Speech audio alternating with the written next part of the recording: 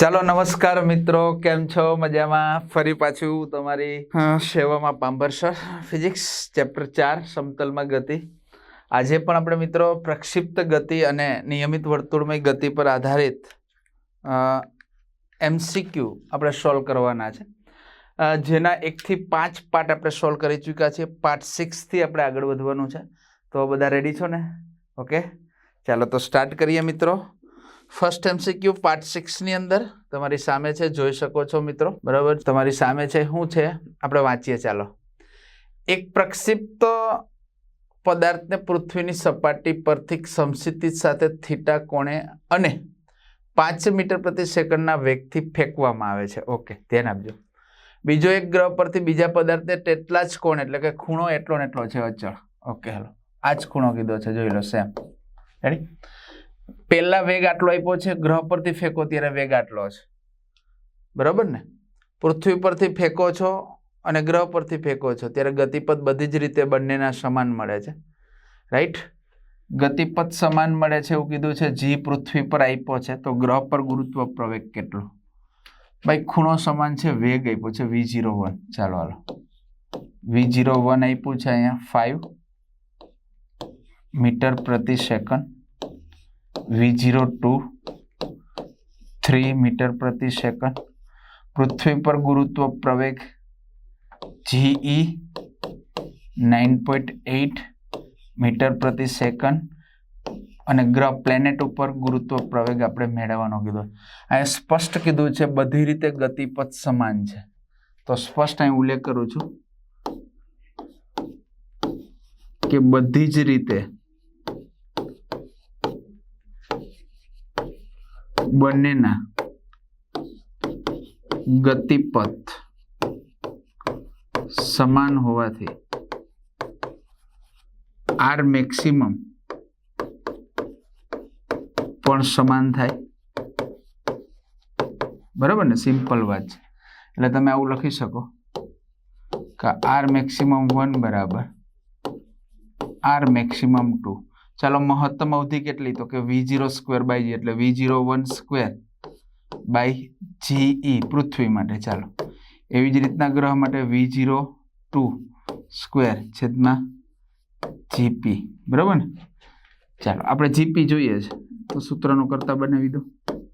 GP બરાબર અને એ લઈ જાઓ, એટલે v02 છેદમાં v0, બેના વર્ગ છે, હોલ સ્ક્વેર આપી દઉં, ચાલે, ગુણ્યા GE. ઓકે, ચાલો, GP બરાબર 3/5 whole square 9.8. GP is equal to 9/25 into 9.8. ચાલો, આનું કેલ્ક્યુલેશન કરવું પડશે ને મિત્રો. 9 પોઈન્ટ એટલે 9 ગુણ્યા 9 કરો એટલે 100 કરી દો ને, 98 એટલે 100 ગુણ્યા 9 એટલે 900, અથવા 10 કરી દો. 10 ગુણ્યા 9 એટલે 90, 90 ભાગ્યા 25, 25 દુ 50 ને 50 25 તેરી 75, 25 ચોકસો, એટલે 4 થી નીચે, બરાબર? 9.8 ગુણ્યા 9 કરશો એટલે 100 ની આસપાસ આવશે, 90 ની આસપાસ આવશે મિત્રો. રેડી? ચાલો, 90 ની આસપાસ 90 ભાગ્યા 25 કરો એટલે 25 તેરી 75 ને 25 ચોક 100. રેડી? એટલે 4 નહીં આવે પણ 3 પોઈન્ટ સમથિંગ આવશે. એટલે આના પરથી હવે કેલ્ક્યુલેશન કરવાની જરૂર ન રહે, ડાયરેક્ટ તમે કહી શકો આમાં 4 થી નીચે કયું છે. યસ, એ બરાબર 3.5, તો ડાયરેક્ટ આની પરથી તમે લખી શકશો 3.5 મીટર પ્રતિ સેકન્ડ સ્ક્વેર. મિત્રો, બસ કેલ્ક્યુલેશનમાં આવું જ વિચારવાનું હોય છે, કારણ કે તમારે કેલ્ક્યુલેટર ઉપયોગ કરવાનો નથી JEE નીટની અંદર. તો આવી ગયું 3.5 મીટર પ્રતિ second square. Option A is right option, બરાબર છે? રેડી? ચાલો, કમ્પ્લીટ મિત્રો, આગળ વધીએ. નેક્સ્ટ, ટીના અને મીના અનુક્રમે 360 મીટર અને 540 મીટર ત્રિજ્યાઓના વર્તુળાકાર માર્ગ પર દોડી રહી છે. ટીનાની ઝડપ આપી છે. બંનેએ સરખા સમયગાળામાં એક પરિભ્રમણ પૂરું કરવું હોય તો મીનાની ઝડપ કેટલી હોવી જોઈએ? ચાલો, ટીના અને મીના માટે આપ્યું છે, બે માટે ત્રિજ્યા આપી છે. હાલો લખી દો, RT ટીના એટલે આરટી 360 મીટર. મીના માટે આરએમ 540 મીટર. ચાલો, ટીનાની ઝડપ આપી છે એટલે વીટી 18 કિલોમીટર પર કલાક. જો આ એકમો છે ને યુનિટ સેમ રહેવા જોઈએ. આ મીટર હોય તો આ મીટરમાં હોવું જોઈએ, આ કિલોમીટરમાં હોય તો આ કિલોમીટર. આનો ફેરવો તો 18,000 ડિવાઈડ બાય 3600, હે ને? ચાલો કેન્સલ. 18 ગુણ્યા 2, 10 ભાગ્યા 2 એટલે 5. એટલે વીટી બરાબર આવી જશે 5 મીટર પ્રતિ સેકન્ડ. બેના સમયગાળા એક ભ્રમણ માટેના સરખા જ, એટલે T1 બરાબર T2 બરાબર T. ચાલો, અચળ બરાબર ને? તો વી મીનાની ઝડપ મેળવવાની છે ભાઈ. ભ્રમણ પૂરું કરે એટલે સિમ્પલ વાત છે. ઝડપનું સૂત્ર શું? તો કે અંતરના છેદમાં, અંતર એટલે પરિઘ. એક ભ્રમણ પૂરું કરે એટલે અંતરના છેદમાં સમય. હવે તમને ખબર છે 2π અને T બંને અચળ છે. રેડી ને? પાઈ એન્ડ T અચળ. રેડી ને? તો V પ્રપોઝનલ ટુ સીધું R થઈ જાય. ચાલો આપણે જે લેવાનું છે લ્યો, મીનાની ઝડપ છેદમાં ટીનાની ઝડપ. તો મીનાની ત્રિજ્યા છેદમાં ટીનાની ત્રિજ્યા, આને અહીં લઈ લ્યો. તો Vm is equal two VT ગુણ્યા RM ના છેદમાં RT. ચાલો, Vm is equal two VT કેટલું છે મિત્રો? 5 આપણે મેળવ્યું, ગુણ્યા RM 540 છેદમાં 360. ચાલો, ઉડી ગયું. હવે 5 ગુણ્યા 54 ભાગ્યા 36. ભાગ ઉડતા હોય તો ઉડાડીએ, જોઈ લઈએ. 54 એટલે 6 ગુણ્યા 6 એટલે 36. 6 9 54, 9 6 54 ને, એટલે અહીં 54 ને ભાગ ઉડાડી નાખીએ એટલે 6 ગુણ્યા 9 થઈ જાય. ચાલો, 6 6 કેન્સલ. અહીંયા 3 દુ 6 એટલે 3 3 9, સોરી 3 3 9, અહીંયા 3 દુ 6. રેડી ને મિત્રો? અહીંયા 3 3 આવી જાય એટલે 5 તેરી 15 ભાગ્યા 2 એટલે આવું આવી જાય. Vm બરાબર 15 ના છેદમાં 2 એટલે 7.5, હે ને?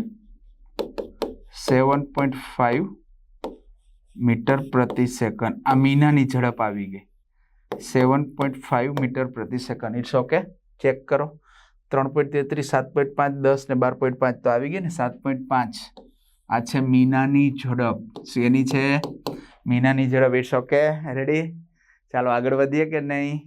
કોન્ફિડન્સ લેવલ આવે છે કે નહીં બાળકો? આવે છે ને? Okay, it's okay. ચાલો આગળ વધીએ. નેક્સ્ટ, વજન વગરની એક દોરી વધુમાં વધુ 45 ન્યૂટનનું તણાવ બળ સહન કરી શકે તેમ છે. આ દોરીના છેડે 0.5 કિલોગ્રામ દળનો એક ગોળો લટકાવી તેને 5 મીટર ત્રિજ્યાના ઉધ્વ વર્તુળાકાર માર્ગ પર ઘુમાવવામાં આવે છે. જો ગુરુત્વ પ્રવેગ 10 મીટર પ્રતિ સેકન્ડ સ્ક્વેર હોય તો ગોળાને વધારેમાં વધારે ખાલી જગ્યા મીટર પ્રતિ સેકન્ડની ઝડપથી ઘુમાવી શકાય. વધુમાં વધુ 45 ન્યૂટનનું તણાવ સહન. વધુમાં વધુ તણાવ ક્યારે લાગે મિત્રો? પહેલા તમને કહી દો કે કોઈ પણ પદાર્થ જ્યારે વર્તુળમય ગતિ કરતો હોય ત્યારે ગતિપથના નીચેના છેડા ઉપર જ્યારે પદાર્થ આવે ને ત્યારે પદાર્થ ઉપર પહેલા તો નીચે લાગે વજન બળ. રેડી? આ કેન્દ્ર હોય. ચાલો, ઉપર લાગે, કેન્દ્ર તરફ લાગે મિત્રો તણાવ બળ T. તો ગતિપથના જ્યારે નીચેના ભાગ ઉપર હોય ત્યારે એના ઉપર તણાવ બળ મહત્તમ લાગતું હોય છે. બરોબર ને? ખ્યાલ આવ્યો? તો આ પરિણામી બળ એટલે આ ગતિ માટે જરૂરી કેન્દ્રગામી બળ પૂરું પાડે. બરાબર ને? અહીં કેન્દ્રગામી બળ બરાબર પરિણામી તણાવ બળ. તો તણાવ બળ T આપ્યું છે તો અહીં લખો પહેલા T બરાબર 45 ન્યૂટન. દળ આપ્યું છે એમ 0.5 kg. ત્રિજ્યા આપી છે 5 મીટર. ગુરુત્વ પ્રવેગ આપ્યો છે 10 મીટર પ્રતિ સેકન્ડ સ્ક્વેર. તો ઝડપ V મેળવવાની છે. તો સ્પષ્ટ થાય છે વર્તુળમય ગતિ માટે જરૂરી કેન્દ્રગામી બળ એટલે mv²/r એટલે F અને F બરાબર T - mg. પરિણામી બળ એટલું આવશે. T - mg બંને વિરુદ્ધ છે પરસ્પર, જોઈ શકો છો. રેડી? ચાલો, m એટલે 0.5 ગુણ્યા v² છેદમાં r એટલે 5 બરાબર 45 માઇનસ m એટલે 0.5 ગુણ્યા 10. બરાબર ને? રેડી? ચાલો, 0.5 એટલે હું અહીંયા કરી દઉં છું 5 10⁻⁻1 ઇન્ટુ v² છેદમાં 5 45 - 5. રેડી? 0.5 ગુણ્યા 10 કરો એટલે 5. ચાલો, આ 5 જાય, -1 નીચે વહી જશે એટલે આ બરાબર આવશે 40. બરાબર ને? ચાલો, તો v² બરાબર 40 છેદમાં 10⁻1 ઉપર આવે એટલે 40 ગુણ્યા 10 એટલે 400. તો v બરાબર √400. રેડી ને? વર્ગ આ બાજુ લાવે તો વર્ગમૂળ, તો v બરાબર 20 મીટર પ્રતિ સેકન્ડ. તો આવી ગયું. ગોળાને વધુના વધુ આટલી ઝડપથી ઘુમાવી શકાય 20 મીટર પ્રતિ સેકન્ડ. ઓકે, આ ગોળાની ઝડપ આવી ગઈ મિત્રો. છે આવું? 20 22.36 5 15 20. Yes, right option is A the right option. જોઈ શકો છો મિત્રો. રેડી? ઓકે, ચાલો આગળ વધીએ. ખબર પડી ગઈ? ઓકે, ચાલો. 60 મીટર ત્રિજ્યાના મિત્રો 60 મીટર ત્રિજ્યાના એક માર્ગ પર એક મોટર કાર 30 મીટર પ્રતિ સેકન્ડની ઝડપથી ગતિ કરી રહી છે. તેની ઝડપ 2 મીટર પ્રતિ સેકન્ડ² ના દરથી વધી રહી છે. તો પરિણામી પ્રવેગ કેટલો હોય? આ જે છે એ 2 મીટર પ્રતિ સેકન્ડ² ના દરથી, ઝડપનો દર એટલે પ્રવેગ જ કહેવાય. હા, ઝડપનો દર એટલે પ્રવેગ કહેવાય. કંઈક વસ્તુ આવી છે કે વર્તુળમય ગતિ જ કરે છે. હવે તમને સિમ્પલ વાત છે, આ કેન્દ્ર હોય. રેડી? આ ત્રિજ્યા હોય. કણ જ્યારે અહીંયા હોય, ગતિ કરતો હોય, ત્યારે આ એનો સ્પર્શીય પ્રવેગ હોય. આ બાજુ કયો પ્રવેગ લાગે? તો કે કેન્દ્રગામી અથવા ત્રિજ્યાવર્તી પ્રવેગ લાગે, AR. રેડી? આ બંને પરસ્પર લંબ હોય. તો પરિણામી પ્રવેગ તમને મેળવવાનો કીધો છે, મળી જાય. મળી જાય કે ન મળી જાય? રેડી? બંને લંબ હોય ત્યારે જે વસ્તુ આપી છે એ લખી નાખો. પહેલા તો ત્રિજ્યા આપી છે એટલે R બરાબર 600 મીટર. ચાલો, ઓકે. પછી મોટર કારની ઝડપ આપી છે v 30 મીટર પ્રતિ સેકન્ડ. ઝડપના ફેરફારનો દર એટલે આ સ્પર્શીય પ્રવેગ આપ્યો છે AT 2 મીટર પ્રતિ સેકન્ડ². તો પરિણામી પ્રવેગ ચાલો એ મેળવો. તો પેલું કામ છે કેન્દ્રગામી પ્રવેગ મેળવી લો વર્તુળમય ગતિ માટે. વર્તુળમય ગતિ માટે કેન્દ્રગામી પ્રવેગ એટલે v²/r. v² એટલે 30 ગુણ્યા 30 છેદમાં r એટલે 600 જાય. 3 દુ 6 3 જાય. 3/2 3/2 એટલે AR બરાબર 1.5 મીટર પ્રતિ સેકન્ડ². આવી ગયું. ચાલો, હવે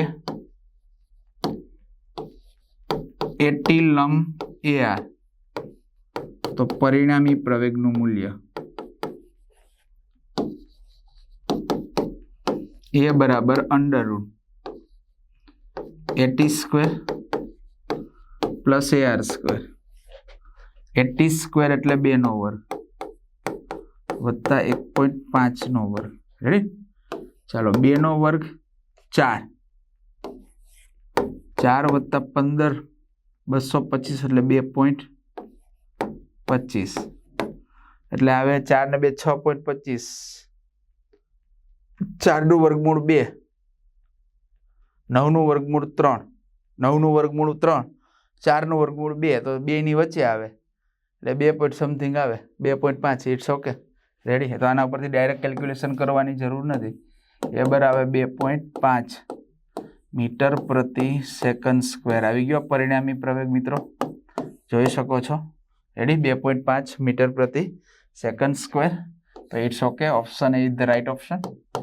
રેડી ને, કારણ કે આ 6.25 આવે તો તમે 9 હોય તો 3 લો છો, 4 હોય તો 2 લો છો, તો એની વચ્ચેનું કયું આવે? 2.5. સિમ્પલ વાત છે. Okay, ready? ચાલો, આવી ગયો. ઓકે, આગળ વધીએ મિત્રો. તૈયાર છો ને? ઓકે, ચાલો. ઘડિયાળના સેકન્ડ કાંટાના છેડાની રેખીય ઝડપ v છે, તો 45 સેકન્ડમાં રેખીય વેગના ફેરફારનું મૂલ્ય.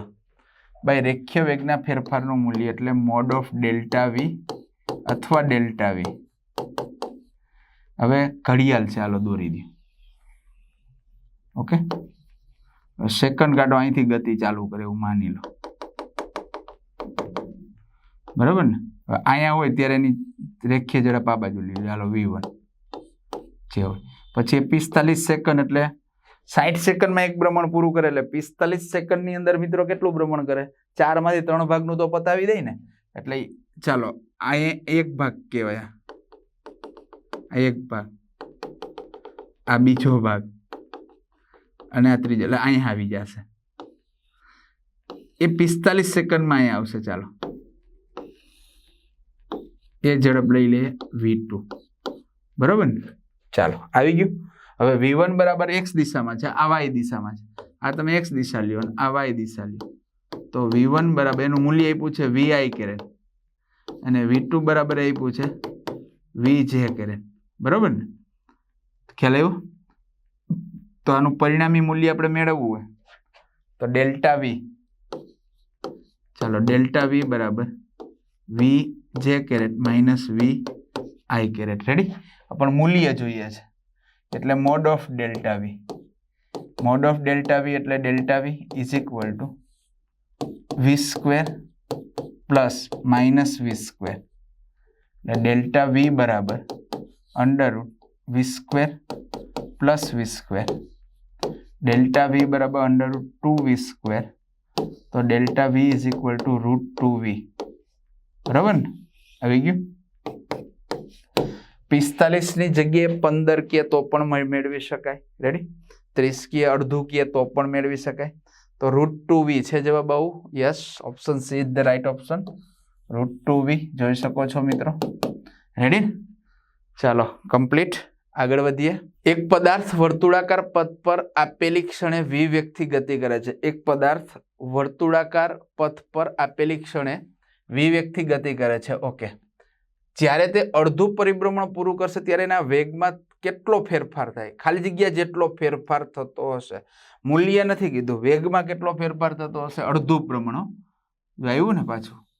હાલો ભાઈ, અડધું ભ્રમણ એટલે તમે એવું માની લો કે પદાર્થ અહીંયા છે, રાઈટ? ત્યારે વેગ તો આમ જ આવવાનો, અથવા ઉપર જાય. ચાલો એવું માની લો ભ્રમણ આમ કરે છે.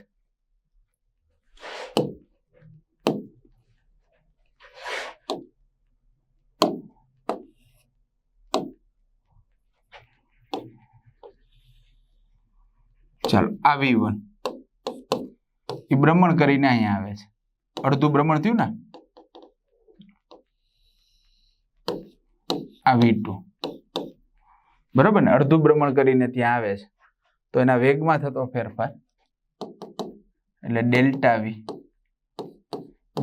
વી બરાબર v2 minus v1. Ready? v2 એટલે માઇનસ v. જો અહીંયા વેગ v આપ્યો છે, v2 v આપ્યો છે, એટલે ડેલ્ટા વી બરાબર જો v1 બરાબર v અને v2 બરાબર માઇનસ v, કારણ કે દિશા બેની કેવી છે? વિરુદ્ધ છે. જોઈ લો. એટલે માઇનસ v એટલે ડેલ્ટા વી બરાબર માઇનસ 2v છે, માઇનસ 2v. રેડી? આવી ગયું. વેગનો ફેરફાર જોઈ શકો છો માઇનસ 2v આકૃતિ પરથી. હો મિત્રો, આકૃતિ v1 બરાબર v સદીશ અને v2 બરાબર માઇનસ v છે ને, દિશા બેની પરસ્પર વિરુદ્ધ છે. It's okay. ચાલો, એટલે minus 2v, option B is the right option. ચાલો રેડી? આગળ વધીએ મિત્રો. એકદમ રેડી ને? તૈયાર છો ને મિત્રો? ચાલો આગળના એમસીક્યુ તરફ આપણે આગળ વધીએ મિત્રો. એ રહ્યો તમારી સામે. ઘડિયાળના લોલકની લંબાઈ 10 સેન્ટીમીટર છે. લોલકના છેડાનો રેખીય વેગ 4 મીટર પ્રતિ સેકન્ડ હોય તો કેન્દ્રગામી પ્રવેગ કેટલો હોય? મિત્રો લોલકની લંબાઈ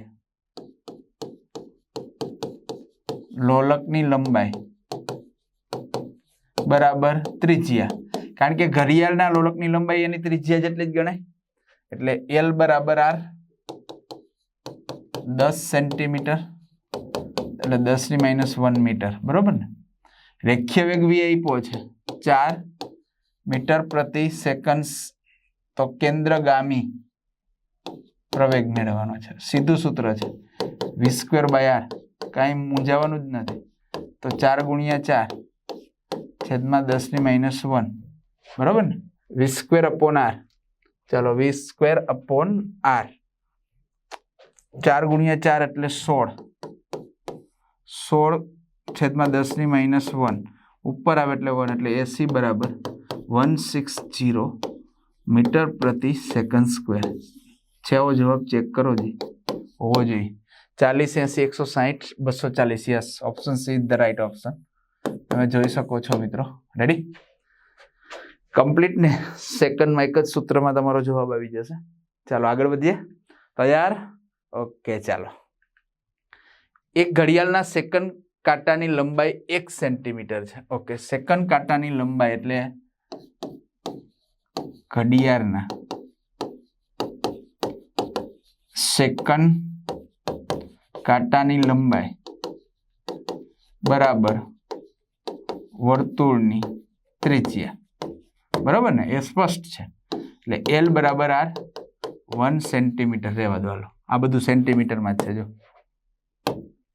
60 સેકન્ડમાં તેના વેગ 60 સેકન્ડમાં એટલે એક ભ્રમણ પૂરું કરે એટલે આવર્તકાળ કહેવાય. 60 સેકન્ડ ત્યારે એના વેગના ફેરફાર, હમણાં જ આપણે જોયું હતું વેગના ફેરફારનું મૂલ્ય. રેડી? ચાલો, તો સ્પષ્ટ વાત છે. ડેલ્ટા V 60 સેકન્ડમાં વેગના ફેરફારનું મૂલ્ય, ઓકે, 0. કારણ કે 60 સેકન્ડ એટલે બેટા શું થશે? એક ભ્રમણ પૂરું કરશે. જો ચાલો, આ કેન્દ્ર છે. ઓકે, અહીંથી પદાર્થ ગતિ શરૂ કરે છે, હું માની લો આ કેન્દ્ર છે. રેડી? એક ભ્રમણ પૂરું કરે એટલે 60 સેકન્ડ લાગવાનું છે, એટલે પાછો ત્યાં આવે એટલે વેગ એટલો જ રહેવાનો છે, બરાબર ને? તો વેગનો ફેરફાર સેકન્ડ કાંટો છે, પાછું કીધું છે ઘડિયાળના સેકન્ડ કાંટાની લંબાઈ 60 સેકન્ડમાં એકનો ફેરફાર સેકન્ડ કાંટાની ઝડપ અચળ હોય તો એક ભ્રમણ પૂર્ણ કરી ફરી પાછો ત્યાં આવે તો વેગનો ફેરફાર ડેલ્ટા V કેવો થાય? 0 થાય. વેગનો ફેરફાર થાય જ નહીં, 0 હોય. એનો મતલબ આના ઉપરથી કહી શકાય કે V કેવો રહે? અચળ. તો સેકન્ડ ઘડિયાળમાં સેકન્ડ કાંટાની ઝડપ અચળ જ હોય, એટલે જવાબ આવશે A is the right option. Okay, સ્પષ્ટ કહી શકાય છે 0. ઓકે મિત્રો, રેડી? ચાલો નેક્સ્ટ આગળ વધીએ. ખબર પડી ગઈ ને? એક કણ 25 સેન્ટીમીટર ત્રિજ્યાના દીકરો, એક કણ 25 સેન્ટીમીટર ત્રિજ્યાના વર્તુળ પર દર સેકન્ડે 2 પરિભ્રમણ કરે છે. દર સેકન્ડે કેટલા પરિભ્રમણ કરે છે? 2. તો કણનો પ્રવેગ કેટલો હોય? ઓકે, ચાલો જે આપ્યું છે લખી દઈએ. વર્તુળ જ ગતિ કરે છે. ઓકે, આ કેન્દ્ર છે, ઓ આ ત્રિજ્યા છે. રેડી? R આપ્યું છે 25 સેન્ટીમીટર એટલે 25 10⁻² મીટર. ઓકે, હાલો. દર સેકન્ડે 2 પરિભ્રમણ, ભાઈ એક દર સેકન્ડે થતા પરિભ્રમણની સંખ્યા એટલે આવૃત્તિ. તો અહીં આવૃત્તિ આપી છે F2, બરાબર ને?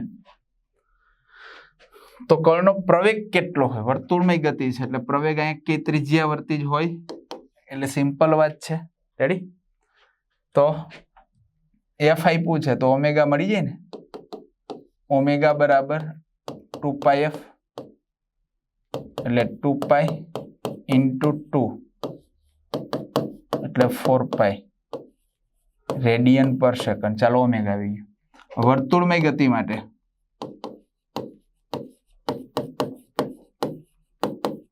પ્રવેગ એટલે ત્રિજ્યાવર્તી અથવા કેન્દ્રગામી v સ્ક્વેર બાય આર. વી નથી આપ્યું પણ ઓમેગા આપ્યું છે, તો વી બરાબર આર ઓમેગા લઈ લ્યો એટલે આર સ્ક્વેર ઓમેગા સ્ક્વેર છેદમાં આર, કારણ કે વી વર્તુળમય ગતિ માટે રેખીય વેગ અને કોણીય વેગ વચ્ચેનો સંબંધ છે ને.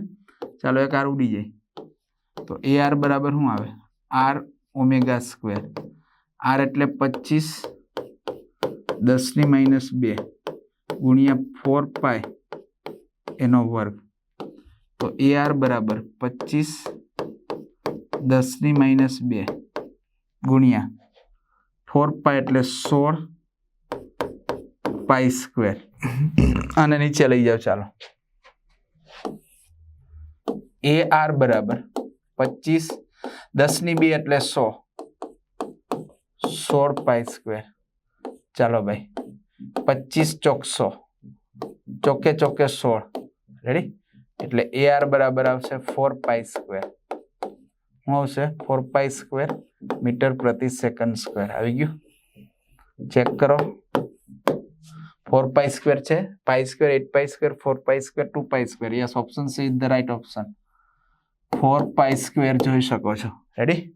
આવી ગયો. Simple and sober. ઓકે, ચાલો નેક્સ્ટ. એક એમ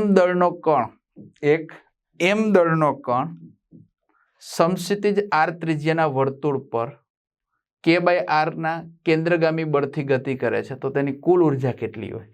ભાઈ કુલ ઉર્જા એટલે કે પ્લસ યુ. ચાલો મેળવવાની. જરૂરી કેન્દ્રગામી બળ આપ્યું છે એફ કે બાય આર સ્ક્વેર. તો અહીં ધ્યાન આપજો, જરૂરી કેન્દ્રગામી બળ mv સ્ક્વેર અપોન આર બરાબર એફ અને આ બરાબર કે બાય આર સ્ક્વેર. ચાલો એક આર ઉડી જાય, અહીંયા 1/2 કરી દો એટલે ગતિ ઉર્જા આવી જાય. કે બરાબર 1/2 mv સ્ક્વેર. તો અહીંયા 1/2 જ કરવાનું એટલે કે બાય 2r. ચાલો આ ગતિ ઉર્જા આવી ગઈ. હવે સ્થિતિ ઉર્જા કાર્ય જેટલી હોય u બરાબર w બરાબર સંકલન બળ ગુણ્યા સ્થાનાંતર. રેડી? બળ ગુણ્યા સ્થાનાંતર. તો u બરાબર સંકલન બળ કેટલું છે? કે by R square into dr.